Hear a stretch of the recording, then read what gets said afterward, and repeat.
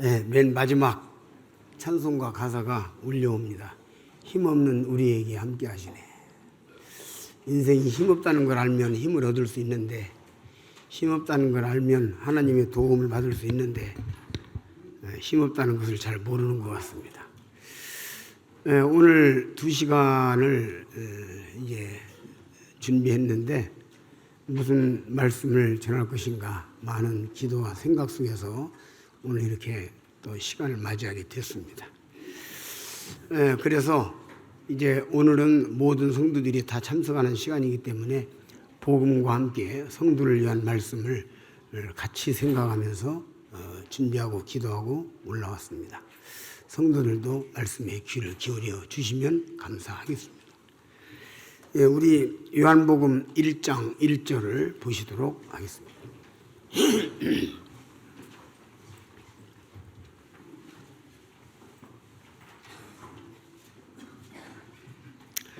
태초에 말씀이 계시니라. 이 말씀이 하나님과 함께 계셨으니 이 말씀은 곧 하나님이시니라. 제가 전도하면서 많은 경우에 하나님을 보여달라, 난 못 봤으니까 못 믿겠다, 이렇게 말하는 사람들을 매우 많이 만납니다. 그런 사람들이 믿고 싶은 의지가 있는데도 그런 경우가 있고, 믿고 싶은 의지가 없기 때문에 시비를 거는 사람도 있습니다. 어찌됐든 이와 같은 질문을 제가 접할 때에 어떻게 소개할 것인가에 대해서 매우 오랜 시간 생각하고 기도하고 연구한 바가 있습니다. 자, 우리 여기 학생인가요? 넥타이, 검정 넥타이면, 예? 그러세요. 잠깐 좀 일어서 주세요. 이름이 어떻게 되십니까? 이승원. 예, 아주 좋습니다. 원자 들어가는 사람들이 훌륭한 사람들이 많아요. 네. 훌륭하게 되기를 바랍니다. 그런데 그 아버지 어머니가 다 살아계시는가? 할아버지 할머니는? 아이고, 유복하네. 형제가는 몇이에요? 형 한 명 있고, 동생 있고, 동생 없고. 그러세요. 형한테 많이 엉겨붙었어요, 어렸을 때? 그랬어요? 네, 형한테 잘하세요. 네. 지금 직장 다녀요? 학교 다녀요? 직장 다녀요. 무슨 직장 다니니까 좀 괜찮으시다면? 보안. 아유, 좋은 일 하고 있네. 예, 그렇습니다. 자, 보세요. 이승원입니다. 그리고 할머니가 계시고, 아버지, 어머니가 계시고, 형이 하나 있습니다. 그리고 현재 직장은 보안 일을 하고 있고, 나이는 얼마예요? 24. 예, 한 3년만 있다가 장가가요. 예. 제가 이승훈이라는 사람을 어떻게 알 수 있느냐면, 이 사람의 말을 통해서 제가 이승훈을 알게 됩니다. 그렇죠? 그러므로 이 사람을 제가 더 알고 싶으면 이 사람의 말을 많이 들어봐야 됩니다. 그러므로 이 사람의 말은 곧 이 사람입니다. 이승훈의 말은 곧 이승훈입니다. 맞습니까? 맞습니까? 하나님의 말씀을 들어보지도 않고 하나님에 대해서 갑론을박하는 것은 참으로 지혜롭지 못한 것이며 어리석은 것이며 무언가 잘못된 것입니다. 앉아주세요. 박수 한번 쳐드리시고. 저는 이 사람이 이승훈인지 김승훈인지 박승훈인지 성조차 몰랐습니다. 그렇지만 오늘 지금 알게 됐어요. 이 사람의 말을 통해서 알게 됐어요. 우리는 하나님의 말씀이 하나님이신 것을 압니다.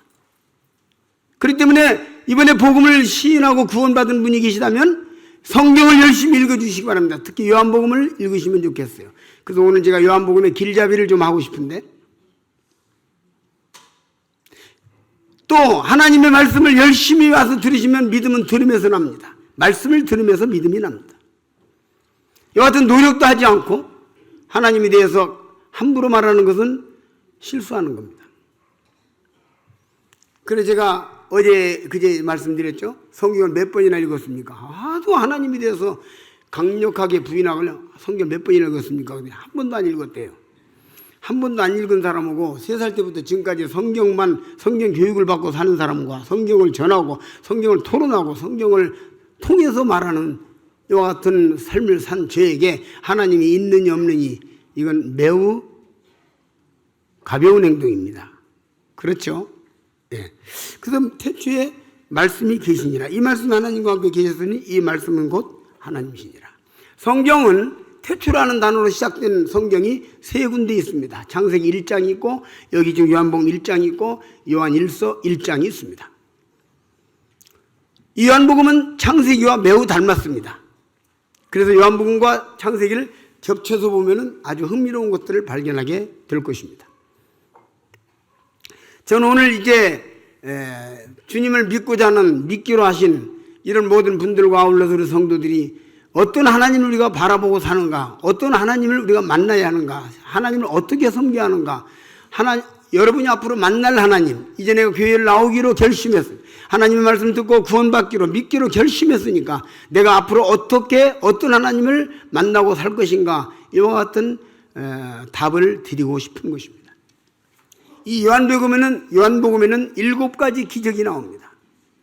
7가지 기적이 나오는데 이 7가지 기적은 다 이게 세상에 오신 여호와 하나님께서 육신의 몸을 입고 이 땅에 오신 그 예수님이 자기가 여호와라고 하는 것을 증명하는 이와 같은 말씀입니다. 그래서 초월에 관한 겁니다. 모든 걸 초월할. 여호와 하나님은 세상 위에 계시고 세상을 초월하신, 세상을 만드신 분이기 때문에 이 하나님을 우리가 믿는 것입니다. 처음부터 우리는 이제 마음을 크게 갖고 눈을 크게 뜨고 멀리 바라보고 크게 바라보고 다 바라보고 시작하고 살아야 할 것입니다. 그래서 요한복음을 공부하고자 하는 것입니다. 그래서 요한복음의 7가지 기적을 중심으로 요한복음에 대한 조금의 도움을 드리고 싶은 것입니다.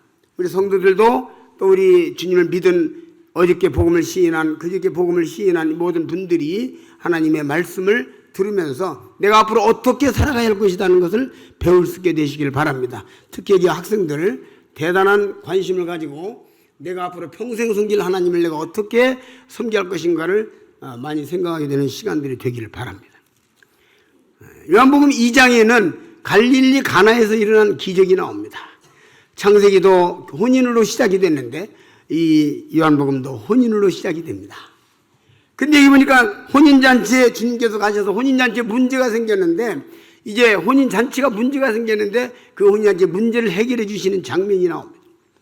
물로 포도주를 만드십니다. 그때 여기 하시는 말씀이 이제 6절에 보면 5절에 보면 그 어머니가 하인에게 이르되 너희에게 무슨 말씀을 하시든지 그대로 하라 하니라. 너희에게 무슨 말씀을 하시든지 그대로 하니라. 그러니까 이제 물 항아리다가 돌 항아리다가 물을 이제 6 항아리다 물을 가득히 채우라. 이 마구까지 채우니까 자 떠다 갖다 줘라 하니까 분명히 맹물을 부었는데 이것이 포도주로 변해서 아주 맛있는 극상품 포도주로 변해서 많은 사람을 즐겁게 하는 것입니다. 예수님을 믿는 것은 싱겁게 시작해서 아주 맛있게 끝나는 것입니다. 예수님을 믿는 것은 쓰게 시작해서 달게 끝나는 것입니다. 여러분이 계속해서 주님을 믿고 주님을 의지하면 처음에는 이 세상의 모든 것을 차단하고 자르고 이제 절단하고 참 내가 뭔가 이게 새로운 삶을 살 때 어떤 시련과 어려움이 있을 수 있습니다. 당구를 대단히 잘 치는, 그래서 잘 몰라요. 당구를 못 배워서. 근데 800인가 거의 1000 가까이 쳤대요. 묘기를 할 줄 알아. 그래가지고 당구장에 가면 사람들이 당구 치다는 걸 탁 놔두고 기립박수를 받는 사람이 구원을 받았어요.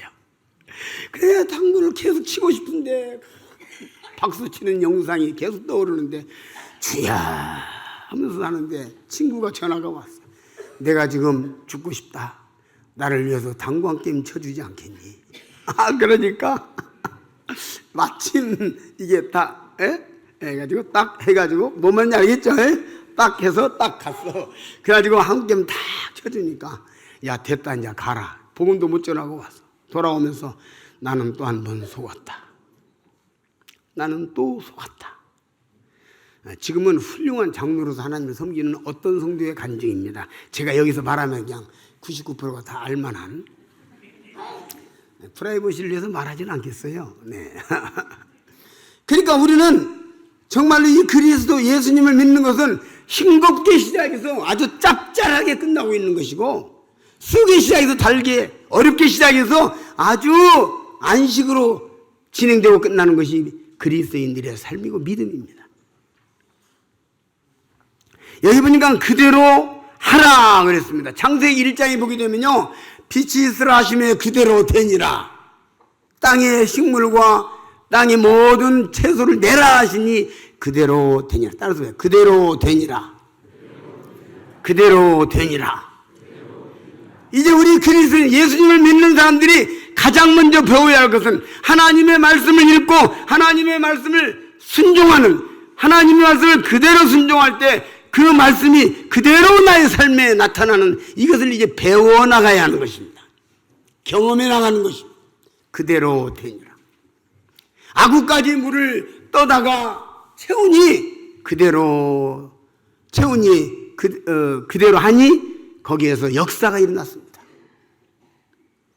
우리는 순종을 배워야 하는 것입니다. 하나님의 말씀을 그대로 순종하는 자는 그 말씀대로 하나님의 능력을 경험하는, 그것이 신앙생활의 핵심입니다.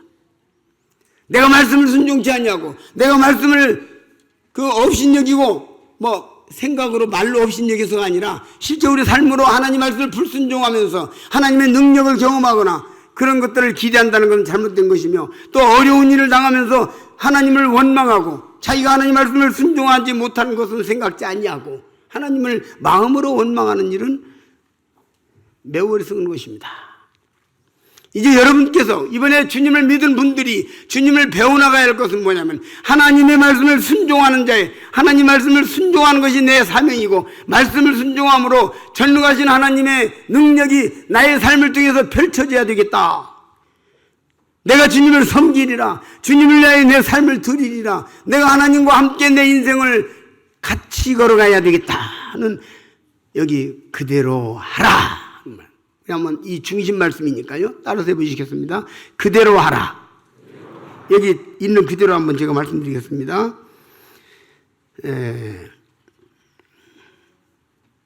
너희에게, 따라서 너희에게 무슨 말씀을 하시든지 그대로 하라 하니라.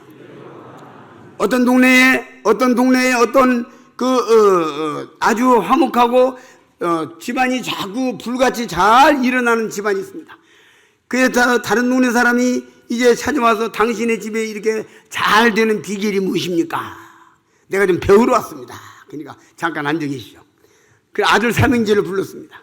얘들아 하니까 아들이 왔습니다.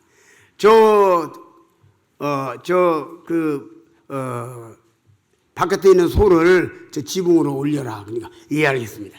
오늘 사다리를 갖다 놓고 삼인제가 소를 그냥 사다리로 해서 막 붙잡고 막 위험을 무릅쓰고 지붕에 올렸습니다. 그냥 자 이제 내려놔라. 이제 또 내려놨습니다. 내리는 게 더 힘들죠. 묵묵히 쳐다보겠다. 이것입니다. 그래 그분이 우리 집에, 당신 집에 한번 가봅시다. 그 집에 갔어요. 자, 아들들도 불렀습니다. 얘야, 저 소를 지붕으로 올리라는 게, 아버지 뭐 하게요? 그거 올려서 뭐 하는데요? 지붕에 소가 가서 무슨 일이 있어요? 이것이 답입니다. 그랬어요. 우리는요, 우리들의 모든 생각들을 내려놓고 구원받았습니다. 그러면 앞으로 삶도 우리의 생각들을 접어두고, 하나님의 말씀이면 내가 순종하겠습니다. 하나님의 말씀이면 내가 가겠습니다. 말씀이 그러하면 가겠습니다. 이 말씀은요, 물질을 초월하신 하나님이요, 사람은요 술은 술이고 물은 물이고, 사람은 돈은 돈이고 종이는 종이고, 그렇죠? 그러나 하나님은 물질을 초월하시는 분이에요. 우리 주님은. 그래서 우리 땅에 보이는 물질을 중심으로, 물질을 통해서 인간의 희로애락을 결정하시지 않기를 바랍니다. 나타난 모든 물질이 나의 기쁨이 되고, 나타난 모든 물질이 나에게 슬픔이 되거나 낙심이 되거나 이렇게 되지 않기를 바랍니다. 이게 하나님을 믿는 사람들의 길입니다. 이제 여러분들은 신의 경지에 왔습니다. 이번에 믿는 사람은 의인이라, 저 상담한 사람도 있어요. 믿는 사람은 죄인인가 의인인가? 의인이래요. 그러면 이제 하나님의 아들입니까? 마귀 아들입니까? 하나님의 아들이에요. 하나님이 신이니까 그 아들은 신 아니요. 맞죠? 아, 맞아요. 들려요. 참. 한번 따라서 합시다. 맞다. 이거 강제로라도 한번 해야 한다니까. 맞는 건 맞다고 해야지 무슨. 맞죠? 그래서 성경에 하나님의 말씀을 받은 자를 신이라 하였거든 하는 말씀이 있잖아요. 그 아버지가 김씨면 나도 김씨고, 그렇죠? 개는 개를 낳고 사람은 사람을 낳는데 하나님이 아버지면 내가 신이지. 그래서 우리는 이제 신의 경지로 살아가는 것이 이거 그리스도의 삶이에요. 시간이 없으니까 두 번째 기적을 좀 보겠습니다. 4장 요한복음 4장 46절을 보시겠습니다. 그 46절에 보면요,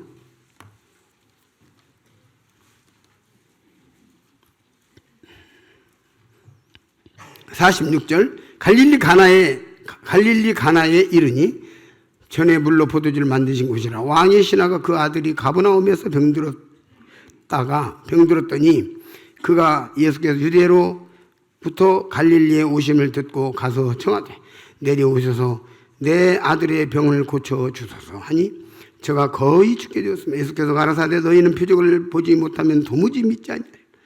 신하가 가로되 주여 내 아이가 죽기 전에 내려오소서. 예수께서 가라사대 가라 네 아들이 살았다 하신대 그 사람이 예수의 하신 말씀을 믿고 가더니, 따라서 봅시다. 믿고 가더니 내려가는 길에서 그 종들이 오다가 만나 아이가 살았다 하거늘 그 낫기 시작한 때를 물은즉 어제 제7시에 열기가 떨어졌나이다 하는지라. 아비가 예수께서 네 아들이 살았다 말씀하신 그때인 줄 알고 자기와 그 온 집이 다 믿으니라. 두 번째 표적입니다. 시공을 초월하시는 주님이세요. 따라서 믿고 가더니 살았더라. 이게 우리가 앞으로 주님을 섬겨야 될 방법입니다. 믿고 가더니 우리 믿읍시다. 제가 어떤 교회 가서 제발 좀 우리 예수 믿읍시다 그랬어요. 성도들 앉혀놓고 제발 우리 예수 좀 믿읍시다.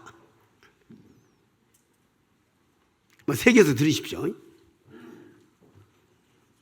그래서 우리는 지금 여기 백부장이 빨리 가야 되겠어. 나 죽어갑니다. 그러니까 가라. 살았다. 이 시공을 초월하시는 하나님이시야. 저 미국에서 기도하는데 한국에서 기도응답이 나타나고, 여기서 기도하는데 남아공에서 역사가 일어나고, 방에서 기도하는데 바깥에서 일이 벌어지고, 하나님의 역사가 나타나. 이 시공을 초월하는 삶이 우리 그리스도인의 삶이요. 주님께서 시공을 초월하신 분이고, 우리가 믿는 예수님, 우리가 믿는 하나님, 시공을 초월하는. 사람은 그렇지 못합니다. 미국에 있는, 여기 한국에 있는 의사가 자기 동생이 미국에 사는데 지금 아파서 그러면 내가 도와줘야 되겠다고 쫓아간다면 가야 되는 것이에요. 여기 앉아서 동생 나으라. 그래 나을 수가 없어. 이거 불가능해. 그렇죠? 그런데 우리 주님은 지금 나았다 그러니까 나았잖아요. 근데 중간에 한 단어가 나왔어요. 한 토막의 언어가 뭐죠? 믿고 가더니. 이게 없으면 안 돼요. 시공을 초월한다고 하니까 그냥 되는 게 아니고 믿고 가더니. 놀랍죠? 우리 앞으로의 삶이 믿고 가더니. 잘 기억해 두세요. 키워드를요. 제일 처음에 뭐였죠? 에? 무슨 말씀을 하시든지 그대로 하라. 그거였죠? 지금은 믿고 가더니. 믿는 자의 복, 믿는 자의 축복, 믿는 자의 기쁨, 이것이 우리가 살아갈, 앞으로 우리가 살아갈 하나님이 약속하신 성스러운 약속입니다. 성경에는 믿음대로 될지어다 하는 말씀이 많이 나옵니다. 그 다음에 이제 그래서 여기 시공을 초월하시는, 시공을 초월해서 여러분의 문제가 있습니까? 미국에 사는 내 아들이 걱정이 됩니까? 사업을 하는 내 아들, 딸들이 문제가 있고 걱정이 됩니까? 이 모든 문제를 주님 앞에 기도하십시오. 시간, 공간을 초월해서 그 모든 역사를 이루시는 주님을 만나게 될 것입니다. 여기에 그걸 가르치고 있습니다. 자, 이제 3장에서 5장으로 넘어가겠습니다. 자, 5장에 가보니까 5장에는 이제 베데스다 연못의 이야기가 나옵니다. 5장 1절. 그 후에 유대인의 명절이 있어 예수께서 예루살렘에 올라가시니라. 예루살렘에 있는 양문 곁에 히브리 말로 베데스다라는 못이 있는데 거기 행각 5이 있고 그 안에 많은 병자, 소경, 절뚝발이, 혈기 마른 자들이 누워 물의 동함을 기다리니 이는 천사가 그 가끔 못에 내려와 물의 동함을 동하게 하는데 동하는 후에 먼저 내려가는 자는 어떤 병이 어떤지 살게 되미로라. 거기 18년 된 병자가 있는데 예수께서 그 누운 것을 보시고 병이 벌써 오른 줄을 아시고 이르시되 내가 낫고자 하느냐. 병자가 대답하여 가로되 주여 물이 동할 때에 나를 못에 넣어줄 사람이 없어 내가 가는 동안에 다른 사람이 먼저 내려가나이다. 예수께서 가라사대 일어나 내 자리를 들고 걸어가라 하시니 그 사람이 곧 나와서 자리를 들고 걸어가니라. 따라서 자리를 들고 걸어가라. 그리스도인의 세 번째는 주님의 명령을 따라서 이제는 내가 걸어가는 것입니다. 자리를 들고 일어나서 자리를 박차고 걸어가는 것입니다. 죄악된 세상에서 어리석은 삶 속에서 인간론적인 인본주의적인 모든 사고방식을 가지고 살던 속에서 하나님의 말씀에 의지하여 일어나서 걸어가는 것입니다. 걸어가는 것이에요. 이건 천사를 초월하신 이 천사가요 놀랐습니다. 우리는 하나님 나라에서 아들이신 분이고요 천사는요 수중드는 자입니다. 우리 천사를 그렇게 부러워할 일이 아닙니다. 지금은 우리가 천사보다 조금 못한 조금 낮은 수준에 있지만 그 나라에 가면은 천사는 우리들의 수종자입니다. 우리는 하나님 나라의 아들의 신분이에요. 굉장한 신분입니다. 그래서 저는 늘 그런 얘기를 해왔어요. 청소년 전도 훈련 때도 그렇고 사자는 굶어도 풀을 뜯지 않는다. 당당하게 살고 타협하지 말고 죽으면 죽으리다 하고 사는 것이에요. 우리는 천사보다 더한 대단한 신분, 하나님의 아들의 신분으로서 살아가는 것입니다. 천사를 초월하십니다. 예수님은 히브리서에 보니까 천사를 능가하는 하나님의 아들이라고 히브리서에 나와 있어요. 그가 지금 천사보다 잠깐 못하게 된 것은 죄인을 구원하시기 위해서 잠깐이라고 말씀하시고 있습니다. 우리의 신분은 천사를 초월하십니다. 그래서 우리는 이 세상, 죄악된 세상, 죄인들과 함께 사는 세상에서 자리를 들고 박차고 일어나서 걸어가는 것입니다. 앞을 향하여. 이것이 그리스도인의 삶이고 이것이 주님께서 요한복음을 통해서 우리에게 보여주신 시범입니다. 세 번째 기적. 그들의 고정관념이 깨졌습니다. 여기 내가 물이 동한 뒤에 제일 먼저 들어가는 자가 났기 때문에 내가 이제 물이 동한 뒤에 가려고 몸을 꿈틀꿈틀 움직이는데 이미 다른 사람이 들어가서 나와버렸어요. 그 고생을 하기 수십 년 세월. 나는 절망인가? 나는 틀렸는가? 차라리 내가 이런 병이 걸리지 않고 문두병이라도 걸렸으면 뛰어갈 텐데 어찌하여 나는 이 연못에 들어갈 수 없는 이런 안전뱅이 신세에 누워있는 신세가 됐나. 자학을 했지만 그가 그런 어려운 정말 슬픈 그런 처지에 있었기 때문에 직접 주님의 능력을 경험할 수 있었습니다. 주님의 능력을 경험할 수. 이곳에 오신 분들이 하나님이 살아계신지 정말 사람은 죽은 다음에 지옥이 있는 건지 천국이 있는 건지 인생이 무엇 때문에 사는 건지 이런 뜻을 가지고 오신 분도 계시겠지만 그러나 여러 가지 자녀들의 문제나 가정적인 문제나 사업적인 문제나 삶의 문제, 건강의 문제 여러 가지 문제 때문에 고뇌하고 번뇌하고 어찌하여 나는 우리 부모가 나를 이렇게 낳아놓고 어찌하여 우리 부모는 재산도 물려주지 않고 어찌하여 우리 부모는 나를 이렇게 만들었는가 왜 나를 공부를 시키지 않았는가 등등 많은 인생의 고뇌와 번뇌와 원망과 갈등을 가지고 왔을 수도 있습니다. 그러나 이 모든 어려운 것이 오히려 전화위복이 되는 것이 그리스도인의 삶입니다. 이 모든 어려운 환경과 이 모든 남보다 못하다고 생각되는 환경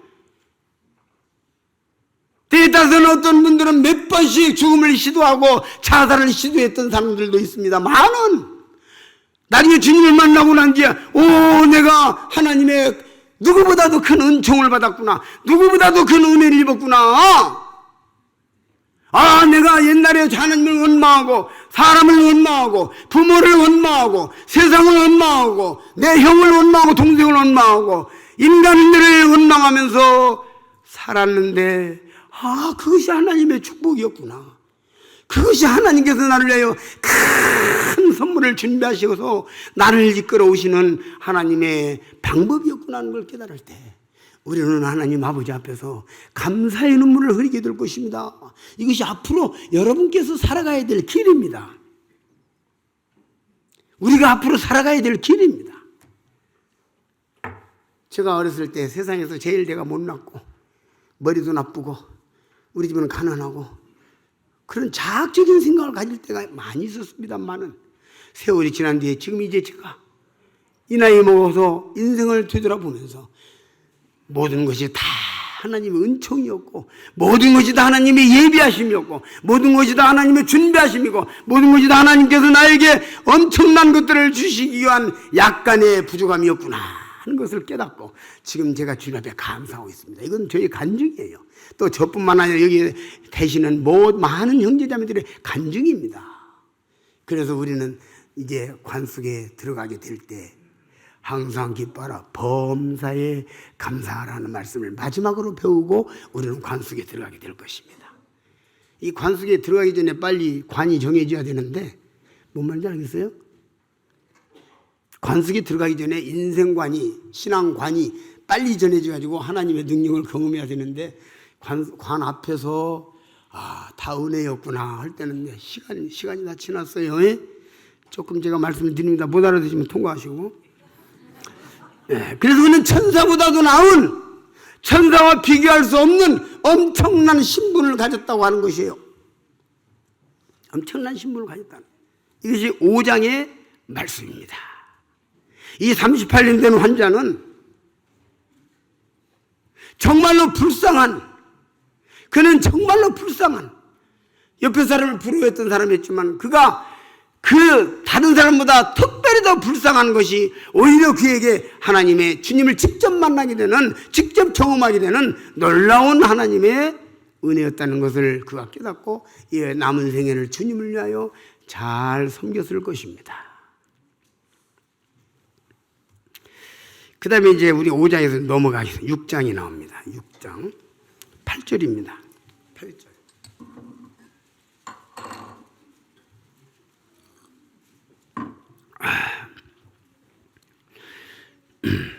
제자 중 하나 곧 시몬 베드로의 형제 안드레가 예수께 여짜오되 여기 한 아이가 있어 보리떡 5개와 물고기 2마리를 가졌나이다. 그러나 그것이 이 많은 사람에게 얼마나 되겠습니까? 예수께서 가라사대 이 사람들로 앉게 하라 하신대 그곳에 잔디가 많은지라 사람들이 앉으니 수요가 5,000쯤 되더라. 예수께서 떡을 가져 축사하신 후에 앉은 자들에게 나누어 주시고 고기도 그렇게 저희의 원대로 주시다. 저희가 배부른 후에 예수께서 제자들에게 이르시되 남은 조각을 거두고 버리는 것이 없게 하라 하심으로 이에 거두니 보리떡 5개로 먹고 남은 조각이 12바구니에 찼더라. 제가 수요일날 요한복음 1장 12절 중에서 하나님과 접촉하는 사람들의 이야기가 여기 꽉 차 있다 이런 말씀을 드렸죠. 어린아이가 도시락을 가지고 자기 먹으려고 엄마가 너 먹어라 해서 자신을 도시락을 가지고 왔어요. 그런데 어른들이 먹는 문제 때문에 고뇌하고 걱정하고 아이고 어떻게 하지 이거 돈을 좀 거두할란가 막 이런 얘기를 하니까 아이가 이 도시락을 쳐다봅니다. 이것은 어머니가 나 먹으라고 주신 것인데 지금 배가 고프니까 내가 먹어야 되겠다. 근데 예수님도 배고프겠지. 저렇게 말씀을 많이 하시고 배가 고플 거야. 아니, 나 먹어야 되는데. 아니, 이건 엄마가 나 먹으라고 주신 건데. 근데 예수님 지금 아무것도 안 잡섰잖아. 그래서 갈등을 합니다. 고뇌를 해요.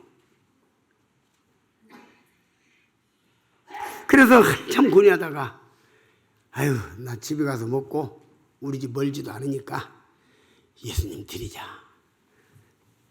직접은 못 드리고 그 제자에게 예수님 잡수시라고 드리면 좋겠어요. 드립니다. 이 제자는 별 생각 없이 예수님에게 이 아이가 이걸 주는데요. 드리래요. 예수님은 그걸 받으시고 고맙다 하고 저 한쪽에 가가지고 다 잡수시고 입 싹 닫고 아이고 너 때문에 배고프다 하고 오실 분이 아니요. 우리가 믿는 분은 그런 분이 아니요. 아시겠어요? 아시겠어요? 이 어린아이가 보리떡 5개와 물고기 2마리를 드리니까 거기에 있는 모든 사람을 배부르게 하는 것이요. 그리스도인은 나의 작은 것을 주님 앞에 드려서 엄청난 배부름을 가져오는 삶인 것입니다. 내가 아끼는 것들, 내가 귀하게 생기는 것들, 그것이 물질일 수도 있고 그것이 돈일 수도 있고 그것이 시간일 수도 있고 그것이 나 자신일 수도 있고 나의 어떤 것들을 주여, 나보다는 주님께 필요하네요. 나보다는 주님을 위해서 드릴 때에 하나님은 그것을 받으시고 고맙다.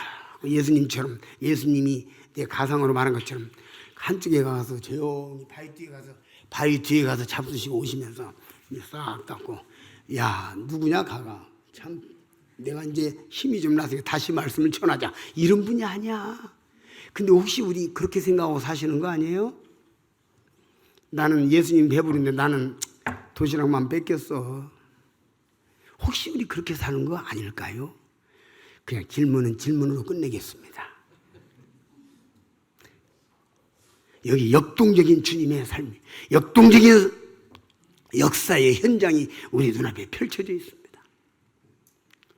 오 하나님이여, 나를 받으셔서 무엇인가 할 수 있지 않겠습니까? 오 하나님이여, 나의 이 적은 것을 받아서 무엇인가 할 수 있지 않겠습니까?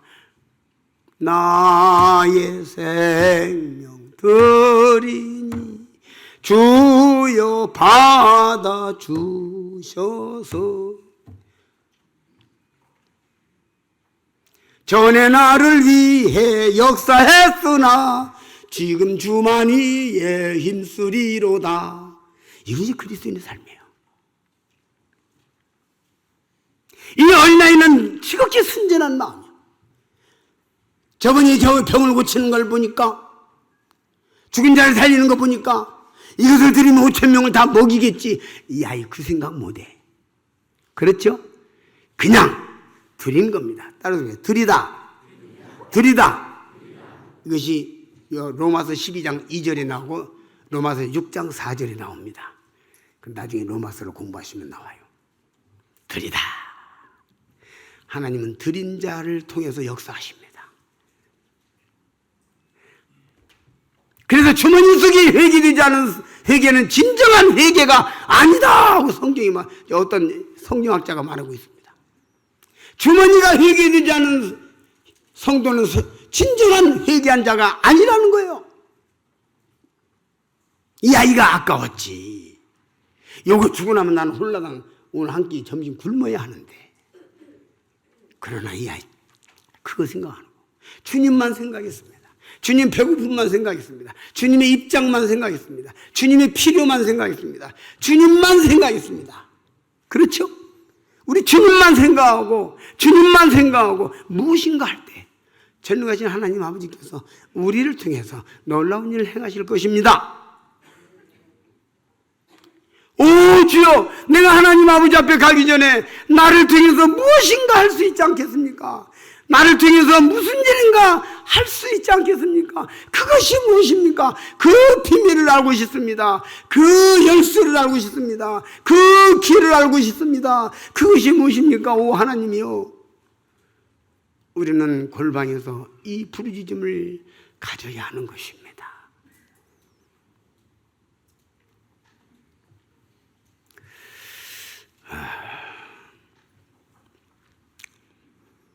저는 이 아이에 대해서 오랜 시간 생각을 해봤어요.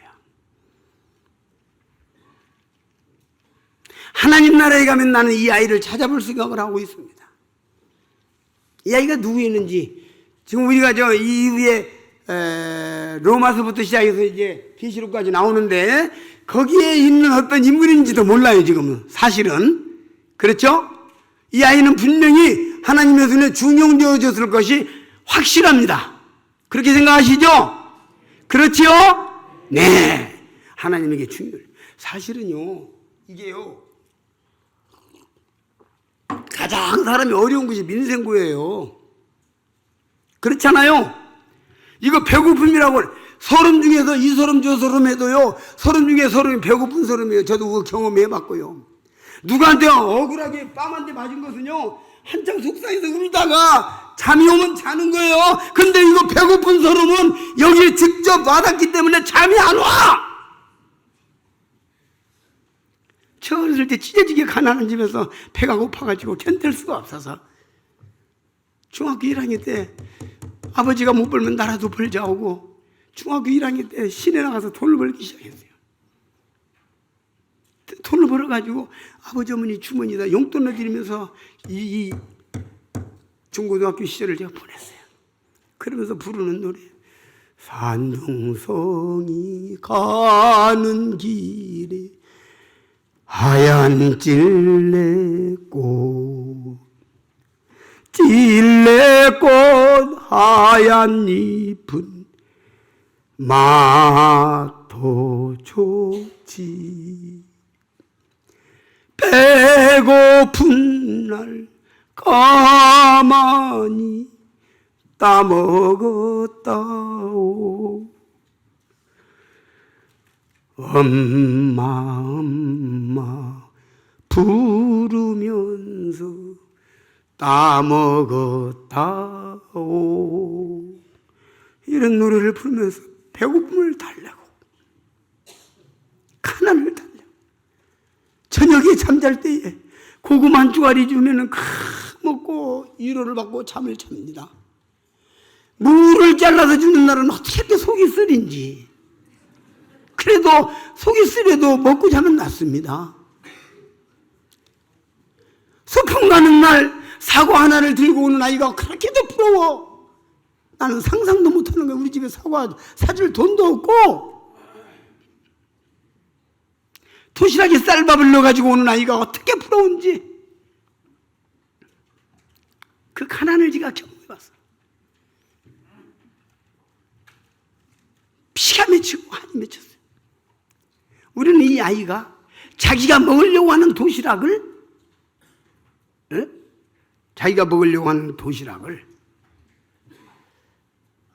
예수님께 드렸다.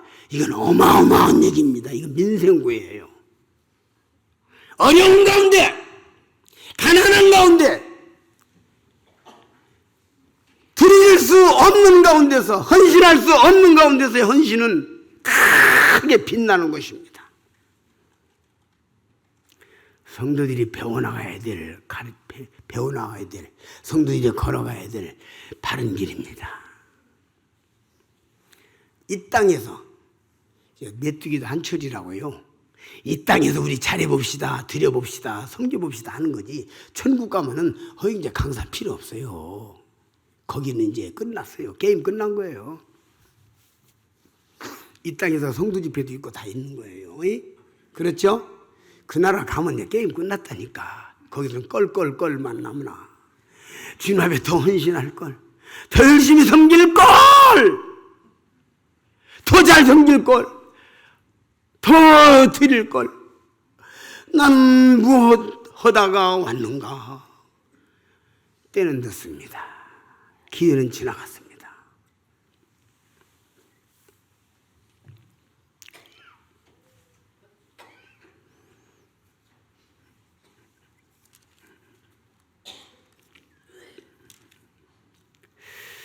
여기에서 이제 6장에서 마지막 하나 더 짚고 넘어가겠습니다.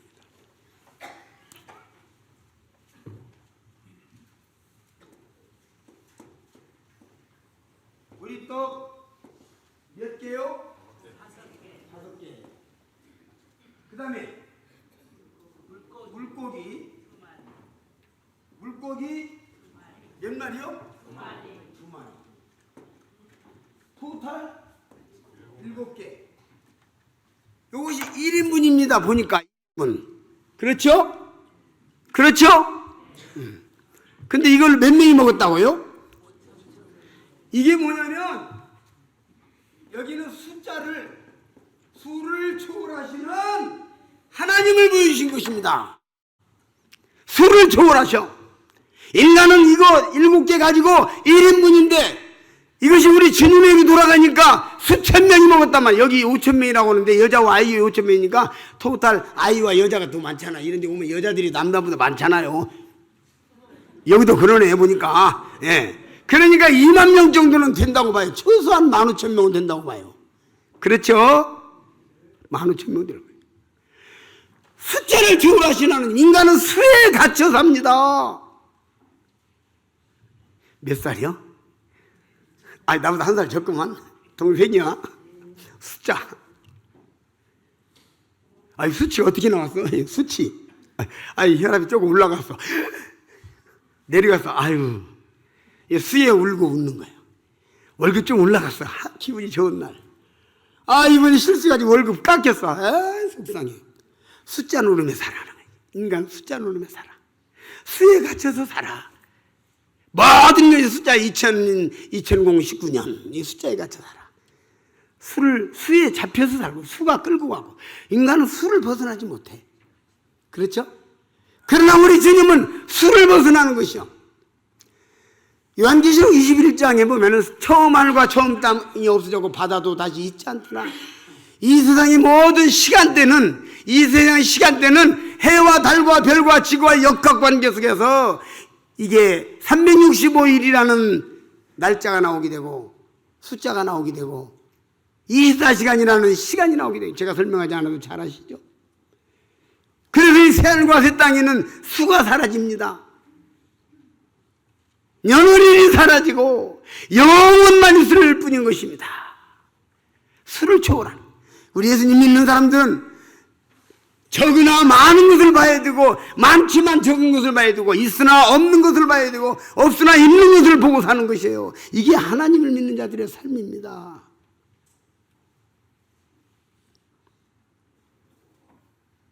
수를 초월하신 하나님.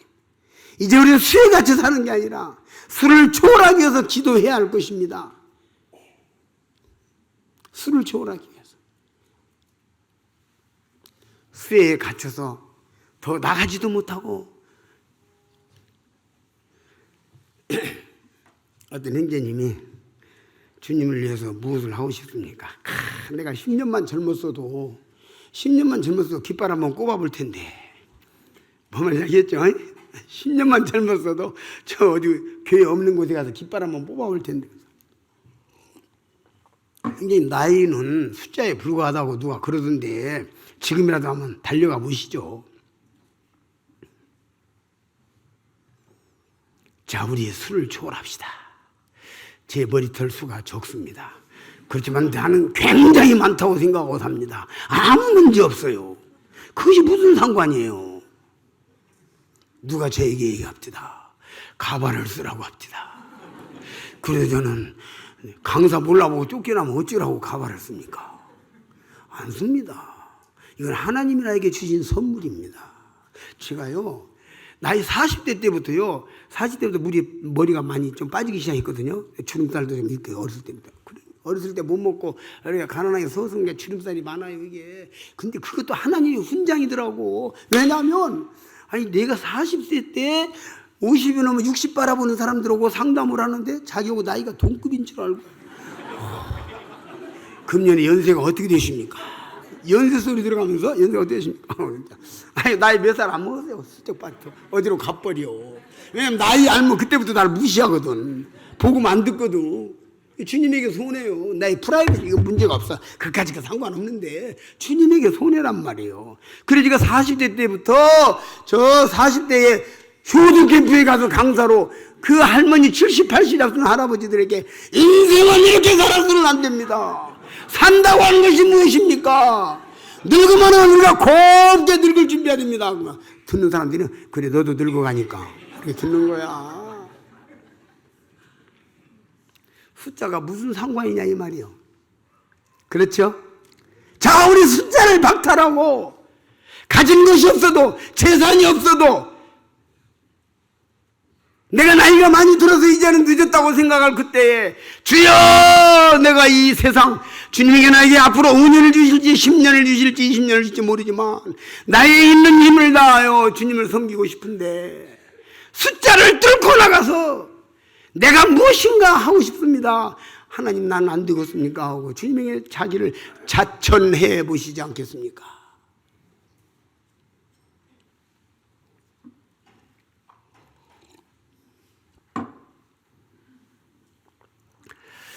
(50살이) 조금 넘었는데요. 아유, 갑자기요. 아니, 내가 50이 넘었다고. 이게 내가 50이 넘었다 이거지. 내가 50살이 넘었어. 그러면 이제 60을 바라보고 달리는 거야. 뭐야? 마음은 10살인데. 뭐야, 이게. 아니, 한 2년간을 제가 아내에게도 그런 말을 거의 안 하고 혼자서 뭐야? 이게 내가 50이 넘었다 이거예요. 허인우기가 50이 넘었다.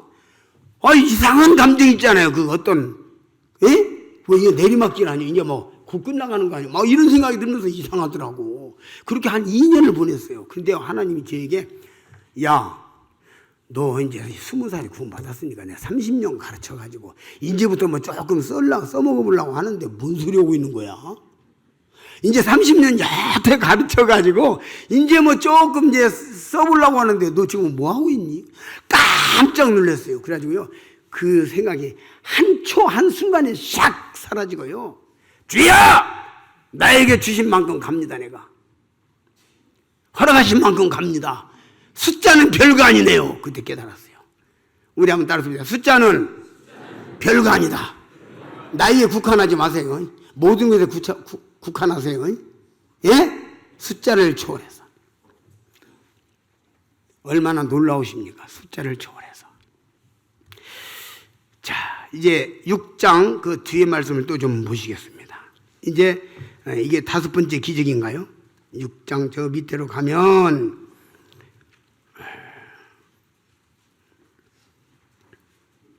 15절. 그러므로 예수께서 저희가 와서 16절입니다. 16절. 저물매 제자들이 바다에 내려가서 배를 타고 바다를 건너 가버나움으로 가는데 이미 어두웠고 예수는 아직 저희에게 오시지 아니하셨더니 큰 바람이 불어 파도가 일어나더라. 제자들이 노를 저 10여리쯤 가다가 예수께서 바다 위로 걸어 배에 가까이 오심을 보고 두려워하거늘 가라사대 내니 두려워 말라 하신대, 이에 기뻐서 배로 영접하여 하니 배는 곧 저희의 가려던 땅에 이르렀더라. 자, 이것은 무엇입니까? 우리 한번 따라주세요. 자연을 초월하신 예수님. 자연을 초월하는 거야. 자연을 초월하는 거야. 그러니까 무리를 육지처럼 가고, 우리 성도들은 무리를 걸어가되 육지처럼 가고 육지를 무리처럼 걸어가야 되는 사람들입니다. 우리가 안전하고 안전지대에 가는 것 같지만 늘 무리에 있는 사람처럼, 오 하나님이여 나를 불쌍히 여기시고, 오 하나님이여 나를 지켜주시고, 오 하나님이여 나의 발을 잡아주시고, 오 하나님이여 나의 길을 인도하시옵소서. 내가 위험에 처해 있나이다. 내가 불안전한 가운데 있나이다. 내가 약한 가운데 있나이다. 내가 아무것도 없는 가운데 있나이다. 안전한 것이 나에게 없습니다. 사라졌습니다. 오 주여 나를 잡아주시옵소서. 안전지대를 걸어가면서 그렇게 기도하는 것이고, 위험한 가운데, 어려운 가운데, 이거 뭐 망할 것도 같고 넘어질 것도 같고 안 될 것도 같고 이거 큰일 날 것 같은 상황 속에서도 주여, 주님도 무리를 걸어가셨죠. 나도 오늘 무리를 걸어갑니다 하고 걸어가는, 이게 그리스도인이에요. 이게 그리스도인이에요. 자연을 초월하신 그리스도인은 겨울을 여름처럼, 여름을 겨울처럼 사는 게 그리스도입니다. 더위를 추위처럼, 추위를 더위처럼 초월하고 사는 거예요. 인생의 겨울이 있고 인생의 여름이 있습니다. 그러나 우리는 봄, 여름, 가을, 겨울이, 우리는 봄처럼, 봄의 여름, 가을처럼, 가을의 봄처럼, 봄에는 무슨 희망이 새싹이 돋는다고 하지만 보릿고개는 봄에 있는 것입니다. 옛날에 보릿고개. 봄에는 들에 나가도 거둘 것이 없고, 봄에는 산에 가도 딸 열매가 없고, 그래서 봄에는 먹을 것이 없고 힘들고 없고 없는 것이지만 가을에는 있고 있는 풍성함이 있습니다. 그래서 없는 가운데 풍성을 누리고 풍성한 가운데서 빈곤을 생각하고 풍성한 중에서도 빈곤한 사람의 마음을 헤아리는 것이, 빈곤한 가운데서도 주님을 따라가는 풍성함이 있습니다. 자연을 초월하는 거야. 자연에 의해서 사는 것이 아니에요. 자연에, 우리는 이 모든 자연도 하나님께서 주관하시고, 내가 주님과 함께 걸어가는 이 길 가운데서 내 앞길을 막을 자가 무엇이냐? 자연을 초월하는. 제가 이 분야에 대해서 상당한 간증거리가 많이 있음에도 불구하고 한 번은 이제 소풍을 간다고 이제 이 순천교회와 함께 소풍을 가겠다고 해서 결정을 해가지고 하는데, 금요일 날 우리 형제들이 와서 일기예보가요 주일날 비 온대요. 이렇게 눈치를 보니까 뭐 좀 보류하든지 뭐 해야 되지 않겠는가, 뭐 그런 눈치예요. 척구만 알잖아요 이게, 살다 보니까. 그래서 제가 빈틈없이 다 준비하고 모든 거 다 안전하게 준비하세요. 그거 신경 쓰지 말고. 그랬더니 제가 그렇게 나가니까 할 말이 없죠. 네. 그래서 다 준비했어. 일기예보는 주일날 집에 보니까 주일날 비 온대요. 그래 제가 이제 비 오지 않기를 기도하려고 하니까 옆에 모치님 한 분이 지금 비가 안 와서 밭작물이 다 타들어간대. 근데 내가 우리 소풍 가기 위해서 밭작물 타들어가거나 말거나 비 오게 해달라고, 비 안 오게 해달라고 기도할 수는 없는 노릇 아니요. 양심적으로, 우리 그리스도는 양심으로 사는 건데. 그렇죠? 해서 기도를 바꿨습니다. 주님 조금만 늦추시오. 딱 그렇게 얘기했어요. 조금만 늦추시오. 자, 주일날 아침에 일어나 보니까 구름이 꽉 꼈는데 비는 안 와. 이래 이거 다 준비해가지고 이제 순천으로 가서 이 뭐 어디 소풍을 가니까 어떤 무슨 체육관이라고 하는 게 아니고 저 산 위에 그냥 잔디밭에 가는 것이고 나무가 듬성듬성 있는 잔디밭에 가는 거니까 이거 비 오면 그대로 맞는 거예요. 그래서 그냥 갔어. 가지고 오전에 이제 다 풀어놓고 순천 모임과 함께 예배 드리고 또 말씀 나누고 그리고 이제 식사하고, 그 다음에 보물찾기 한다고 그래가지고 보물찾기 딱 깔아놓고 그냥 보물찾기 해서 보물찾 찾아가지고 와서 보물을 5분의 4쯤 나눠줬는데, 제가 제일 먼저 알잖아요. 빗방울이 탁 때리는 거야. 누구보다도 감각이 빠르잖아요. 하나님이 이불을 걷어 쳐줘가지고 빗방울이 딱 때리는 거야. 5분의 4쯤 지금 나는 이거 끝나면 이제 가는 건데, 그래서 부지런히 나눠주고 짐 챙기고 시동을 딱 거는데 비가 쏟아지기 시작하는 거예요. 성도들이 뭐라고 하는지 아세요? 아주 그냥 경기를 냅니다. 경기를 내요. 저 이런 이야기 막 수두룩해요. 자연을 초월하는 것들을 경험하지 못하면서 자연을 초월하신 하나님을 제가 증거하면 되겠습니까? 저 지금 여기에 숫자라든지 이런 거 정말 주님 앞에서 일평생 수없이 경험한 이런 간증들을 지금 내놓고 있는 것입니다. 여기에 지금 제가 시간이 없어서 간증을 못하는 것이지 간증할 내용들이 수두룩해요. 이번에 주님을 믿으신 분들 용기를 가지고 담대함을 가지고 내가 일평생 이 하나님, 수를 초월하신 하나님, 천사를 초월하신 하나님, 물질을 초월하신 하나님, 내가 의지하고 살아갈 거다. 자연을 초월하신 하나님, 내가 의지하고 살아갈 것이다. 하나님 앞에서 이와 같은 마음을 가지시기 바랍니다. 우리 성도들이 다시 한번 내가 믿는 하나님을 생각해야 할 필요가 있습니다. 주어진 시간이 다 됐기 때문에 그냥 마치겠습니다. 다음에 계속해서 이어가겠습니다. 감사합니다.